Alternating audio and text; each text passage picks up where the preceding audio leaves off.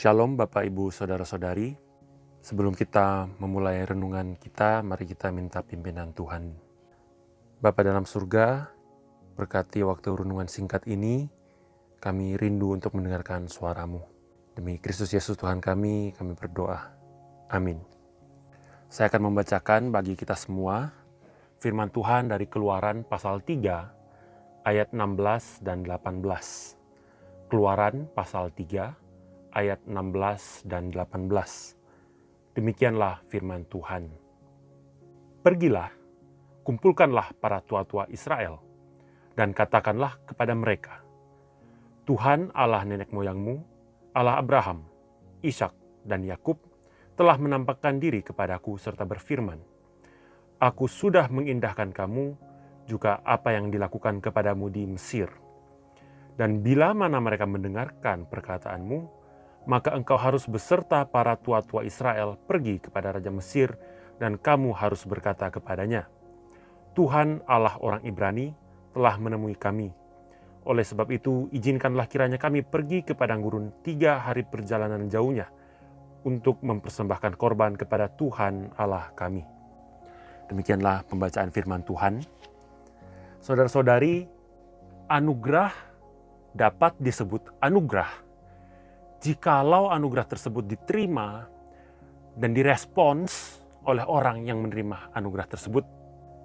Jikalau anugerah tersebut tidak diterima dan tidak direspons secara tepat, maka anugerah tersebut tidak bisa disebut sebagai anugerah. Dari firman Tuhan yang sudah kita baca ini, saya ingin mengajak kita untuk membandingkan antara dua tokoh yang ada di dalam ayat-ayat itu, yaitu Musa dan para tua-tua Israel.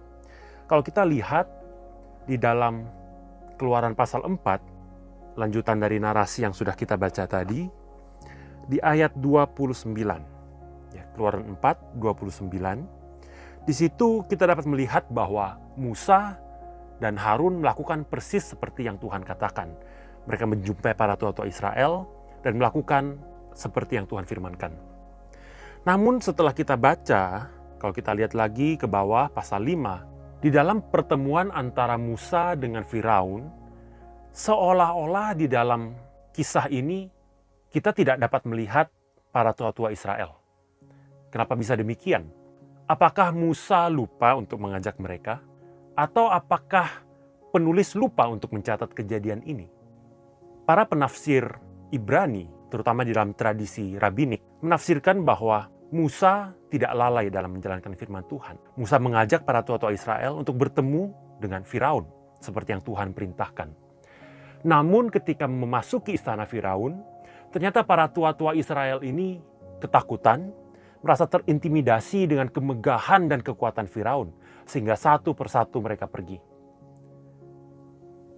Musa adalah pemimpin yang dipilih oleh Allah, ditunjuk oleh Allah untuk menjadi pengantara, untuk menjadi penyampai akan firman Tuhan.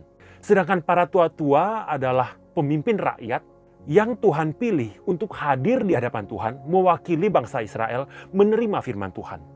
Dua tokoh ini, Musa dan para tua-tua Israel, sama-sama Tuhan mau libatkan untuk menerima anugerah, untuk menjadi sarana penebusan, untuk menjadi sarana Tuhan berjumpa dengan umatnya.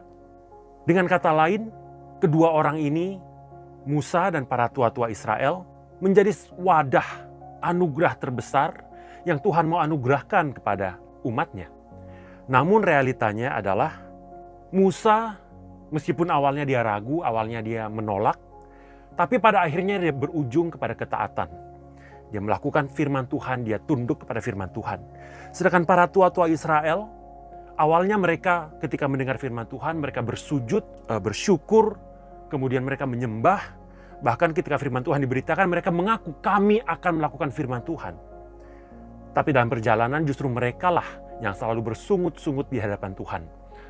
Mereka bersungut-sungut karena kurang makanan.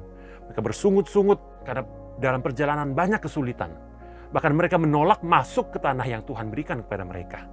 Sehingga saudara-saudari, lagi-lagi saya ingin mengatakan, anugerah akan menjadi anugerah tatkala kita menerimanya dan kita meresponsnya sesuai dengan apa yang Tuhan mau. Menyambut Paskah, ya terutama di masa-masa Prapaskah ini, mari kita merenungkan kembali. Anugerah terbesar itu yaitu Yesus Kristus yang sudah diberikan oleh Allah kepada kita. Apakah benar-benar sudah kita terima? Apakah benar-benar sudah kita respons dengan tepat? Sudah kita menyerahkan, menundukkan hidup kita di bawah kuasa firman Tuhan.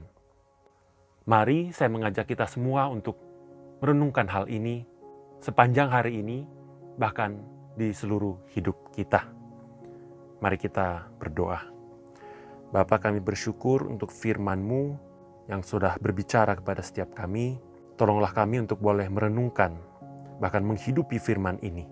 Yaitu kami boleh menerima akan anugerah yang sudah Engkau berikan kepada kami. Dan terlebih dari itu kami boleh meresponsnya dengan hidup seturut dengan firman-Mu.